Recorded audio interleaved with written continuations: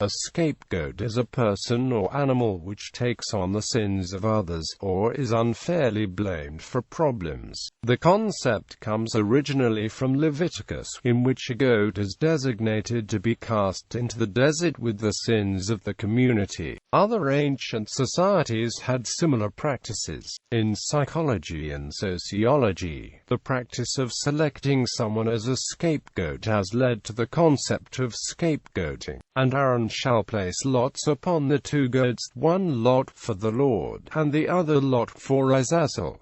Etymology. The word scapegoat is an English translation of the Hebrew Azazel, which occurs in Leviticus chapter 16 verse 8.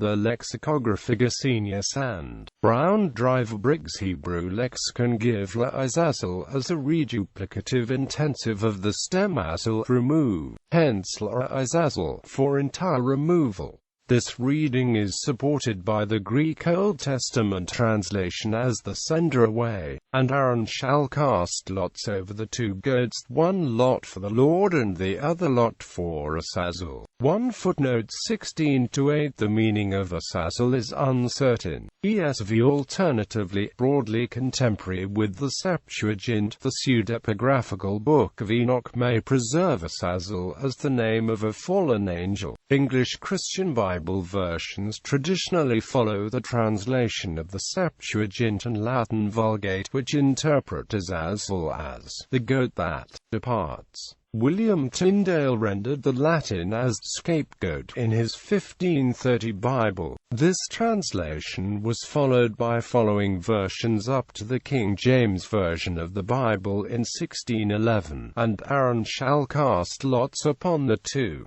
goats, one lot for the Lord, and the other lot for the scapegoat.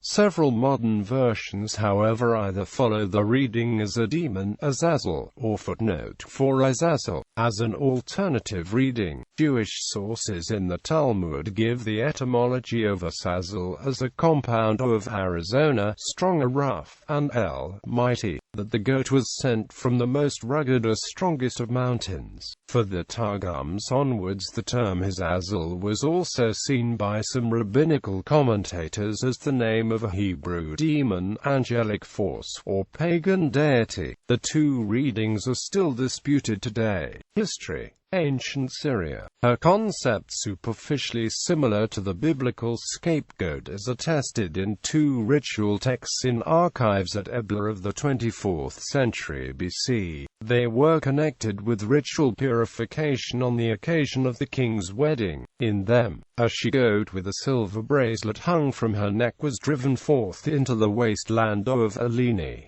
In the report of the ritual involves the whole community. Such elimination rites, in which an animal without confession of sins is the vehicle of evils that are chased from the community, are widely attested in the ancient Near East.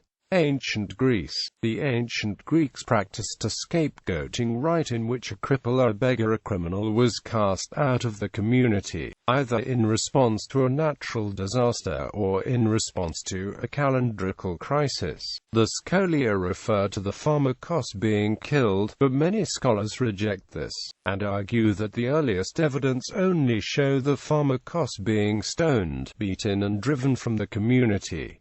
Ancient Judaism. The scapegoat was a goat that was designated Azazel for absolute removal, and outcast in the desert as part of the ceremonies of the Day of Atonement, that began during the Exodus with the original tabernacle and continued through the times of the temples in Jerusalem. Once a year, on Yom Kippur, the Kohen Gadol sacrificed a bull as a sin offering to atone for sins he may have committed unintentionally throughout the year. Subsequently, he took two goats and presented them at the door of the tabernacle. Two goats were chosen by lot, one to be for YHWH, which was offered as a blood sacrifice, and the other to be the scapegoat, to be sent away into the wilderness. The blood of the slain goat was taken into the Holy of Holies behind the sacred veil and sprinkled on the mercy seat, the lid of the Ark of the Covenant. Later in the ceremonies of the day, the high priests confessed the intentional sins of the Israelites to God, placing them figuratively on the head of the other goat, the Azazel scapegoat, who would symbolically take them away.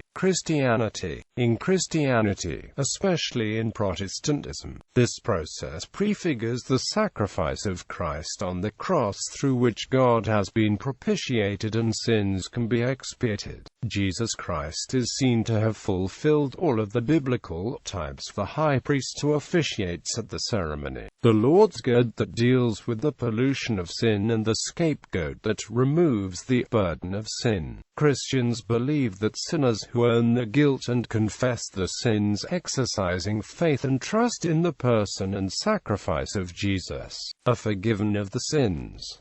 Seventh-day Adventist Christians understand this symbolism differently, as the Azazel goat was understood by some Christians of the Reformation to represent Satan. Seventh-day Adventists' views harmonize with those of the Reformation time period. Since the second goat was sent away to perish, the word scapegoat has developed to indicate a person who is blamed and punished for the sins of others. Proverb. The concept of scapegoating has become a proverb in many cultures and languages, implying an innocent person be blamed for the sin of others. For instance, in the Persian language, the equivalent proverb is beheading the blacksmith of Bor.